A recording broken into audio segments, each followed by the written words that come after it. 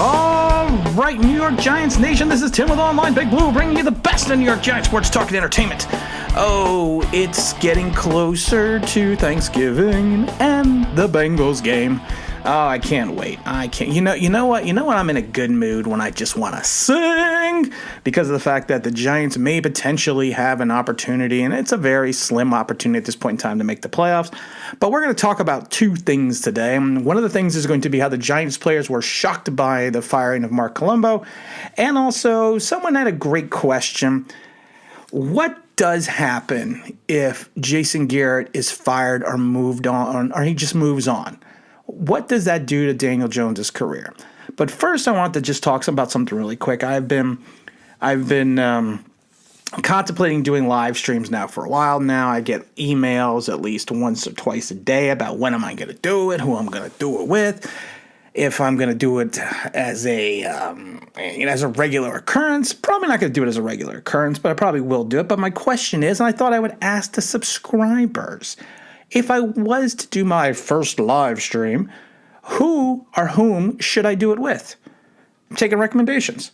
Is there another channel or another person that you would like to see me do it with? Would you like me to do it solo? What would you like to see? So you know what, just either send me an email at onlinebigblue@gmail.com, or of course you can just leave it in the comments below. So let's talk about the firing of Marc Colombo. There's still fallout from the firing. Players are saying that it was definitely a shock. It's a shock that anytime you go to the workplace and someone gets fired. And Leonard Williams says, I think it's definitely a shock. I don't care what type of job you have. If anyone gets fired, it's going to be a shock to anyone in the workplace. I really don't understand what was going on, so I feel like it wasn't my place to try to figure out what's going on. Very smart, Leonard Williams. Very smart. But then he goes on to say that it's basically Joe Judge's way or the highway, and you need to buy into the Joe Judge system. And if you don't, then at this point in time, you will be let go.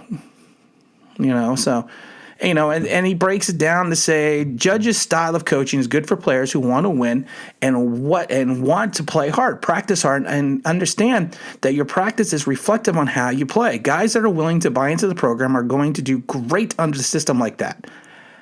Okay, I get concerned when I see those comments. I really do, because then he goes on to say, obviously some guys who are a little bit harder to coach and a little bit harder to get to buy into the system, they might be a little harder to fall in the line. At the same time, when you're part of a team, you kind of feel the atmosphere of everyone buying into it. All right, this is where I get concerned. And I always go back to Tampa a lot of times because, like I said, I worked in Tampa, so I still know people there. And this reminds me, this reeks of the whole Greg Schiano hiring in Tampa back in 2012. Those that don't know Schiano, he was the head coach at Rutgers. He really had a fantastic season in 2011. They posted a 9-4 record. He had another bowl berth. They defeated Ohio. It was Iowa State, I think. That was his final game. And the coach, he was a hot commodity. He went over to Tampa. He was kind of a hard-nosed guy, brought in his own staff. You did what he wanted to do, and if you were against it, you were gone. The Tampa Bay Bucks bought into it the first year. They were 7-9.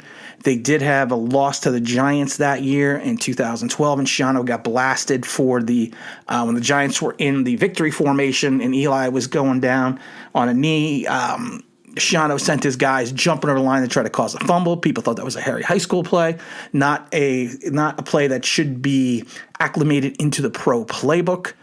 And the first season was great. Like I said, they went 7-9. They showed a massive amount of improvement. And it wasn't until the next year, and I've always said this before, this type of philosophy, unless you have a winning track record, does not last consistently. Because then the next year, the wheels kind of fell off the bus in Tampa. They went 4-12. There was rumblings that he had lost the locker room, that there was dissent among the coaches, and then he was fired along with, I think it was Mark Dominic, the general manager who hired him. He was fired on December 30th of 2013. and it took him forever. Really, he finally went back to Rutgers. I mean, he did a stint in Ohio State, but I'm not going to get into Greg Schiano because he went to Ohio State, New England, all that. I'm not going to get into Schiano, but the point is, he is the same type of first-time NFL head coach. Now, the difference with Schiano is Schiano had head coaching experience in college, but this was his first job in the NFL, and he did it his way. He was rigidly inflexible. He was a hard ass. The team bought into it that first season, but I've said this before, and history has proven this. Over a period of time, and it may be a season, it may be less, maybe more, if players do not consistently buy into what you're preaching, your message gets old. And I'm not saying that's what's going to happen with Joe Judge. I am just saying that he needs to be careful as he's dictating himself throughout the team. The NFL hierarchy in some ways, and if anyone's worked in the NFL or the AFL or anything else or played in college, understands that a lot of ways the head coaching position is a dictatorship. But I always tell people it's a dictatorship to a point where you need to allow your assistants to maintain control over the players. Because if the assistant coaches and the coaching assistants cannot gain respect from the players, then they're not going to listen to any message whatsoever. And from what I'm hearing, a lot of players respected Marc Colombo. They didn't find him to be the issue. Now, evidently, this has been simmering for a couple weeks now, and there has been reports that Judge had been coaching the offensive line. And it actually turns out that if you listen to some people, they're saying, well, no, he had only really stepped in once the last 3 weeks to really coach something, I will say, Judge, to the offensive line. It wasn't like he was overbearing.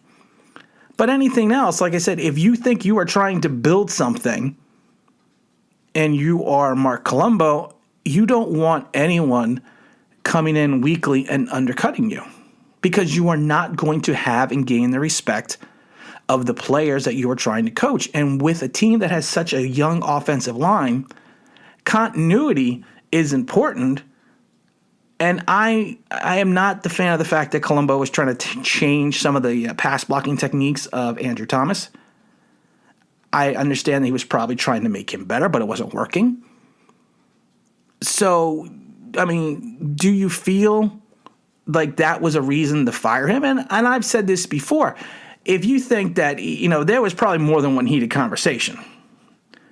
And I think Judge has probably reached a point when they had the last blow up and got rid of him. I mean, it's interesting. But I get concerned when they say that everyone else, the players, felt somewhat blindsided by Colombo's firing, but they have faith in Judge's decisions are really the best interests of the organization. It's an interesting comment. It really is. And I don't know. I am not going to sit here and read into things more and more about this because of the fact that there's really nothing to read into. He's gone. But I do find it very interesting. Now, the other question that I saw briefly was, what happens if Jason Garrett leaves? And we're going to do a whole video on it, but I just wanted to address it quickly because I've mentioned it before because I think Jason Garrett's probably going to be one and done. I find it funny that I've talked to people outside of the tri-state area in New York who have mad respect for Jason Garrett, and they feel the same way that I feel that he's probably going to be interviewing for another head coaching position and potentially not in the pros. And I talked to someone who worked in the AFL for years as an offensive coordinator. And I found it interesting, one of his comments, and I said, well, someone said to me that, Daniel Jones will be in his third system in 3 years, third offensive system. And then he goes, well, really, technically, it's only his second. Because every quarterback that comes in from college goes into a new offensive system their first year. So he's like, you have to kind of just take that out and throw that off to the side.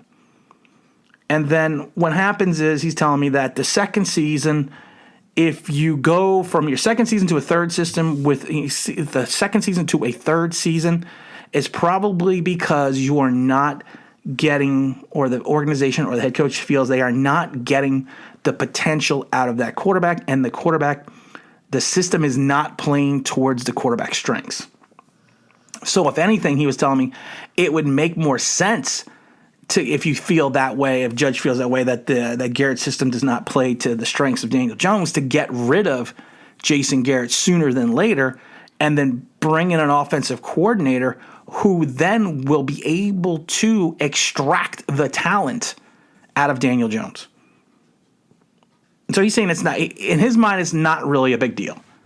Especially if you think Jones is your franchise quarterback, you then adapt the system to what he does best. And then I laughed because he paused and said, and I'm not saying fumbling. It's funny outside the NFL. If you go outside of the vacuum of the New York Giants world, and I do that from time to time, the talent level of Daniel Jones is debated by many people in many different circles. I would say 70% of the people I've talked to are not as high. It's not as high of an evaluation of Daniel Jones' talent level than we see from New York Giant fans and the New York Giants media and the tri-state area alone, which makes sense because, like I said, we're all fans in this area. But I just find it's funny, the spectrum of differences of opinions about Daniel Jones, how much it varies between the New York area and people outside the area itself. So, but we're going to end it there today. And again, this is Tim with Online Big Blue, bringing you the best in New York Giants sports talk and entertainment. And as always, if you could subscribe, if you could ring that bell, I think you know what that means. That'd be awesome.